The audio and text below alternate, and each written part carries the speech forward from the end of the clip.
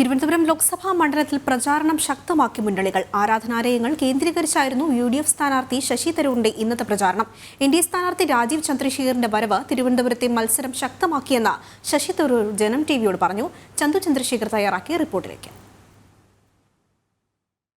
തിരഞ്ഞെടുപ്പിന്റെ തീയതി പ്രഖ്യാപിച്ചതിന് ശേഷം ശക്തമായ പ്രചാരണത്തിലാണ് മുന്നണികൾ. തിരുവനന്തപുരത്ത് UDF സ്ഥാനാർത്ഥി ശശി തരൂർ ഇപ്പോൾ പ്രചാരണത്തിലാണ്. ഇന്ന് പ്രധാനമായും അദ്ദേഹം ആരാധനാലയങ്ങൾ കേന്ദ്രീകരിച്ചുള്ള ഒരു പര്യടനമാണ്, ഒരു തിരഞ്ഞെടുപ്പ് പ്രചാരണമാണ് നടത്തുന്നത്. അദ്ദേഹം ഇപ്പോൾ നമ്മോടൊപ്പമുണ്ട്.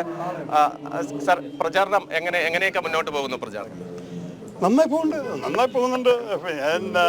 എല്ലാ ദിവസവും ഇറങ്ങി നടക്കണം. 15 വർഷം ജനങ്ങൾ എന്നെ കണ്ടിട്ടുണ്ട്. അപ്പോൾ അവർക്ക് എന്തായാലും എന്നെ അറിയാം. പക്ഷേ ഈ ഒരാഴ്ചയായിട്ട് ശരിക്ക് പ്രചരണത്തിന് ഇറങ്ങിയിരിക്കണം മറ്റേ സ്ഥാനാർത്ഥികളെ പോലെ. ഈ കടുത്ത ചൂടാണ് ഒരു പ്രധാനപ്പെട്ട വെല്ലുവിളി.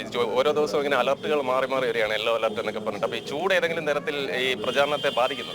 അല്ല, ബാധിക്കുന്ന ഒരു സംശയമില്ല. കാരണം ഭയങ്കര ചൂടാണ്. പക്ഷെ നമ്മുടെ പ്രവർത്തകരുടെ ആവശ്യം കാണുമ്പോൾ അവരെന്നെ ചൂടെന്ന് ഒഴിവാക്കാൻ ശ്രമിക്കില്ല. ഇപ്പോൾ കുറച്ച് തണൽ നിൽക്കാം, നമ്മൾ അങ്ങനെ ചെയ്യാം.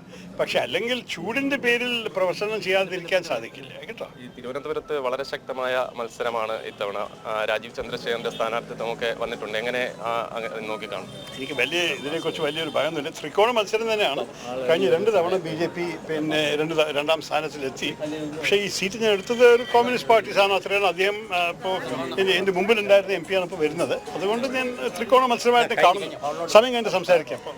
തീർച്ചയായിട്ടും പ്രചാരണത്തിന്റെ തിരക്കിലാണ് അദ്ദേഹം. ഇപ്പോൾ ആരാധനാലയങ്ങൾ കേന്ദ്രീകരിച്ചുള്ള പ്രധാനപ്പെട്ട പ്രചാരണമാണ് ഇന്ന് അദ്ദേഹം.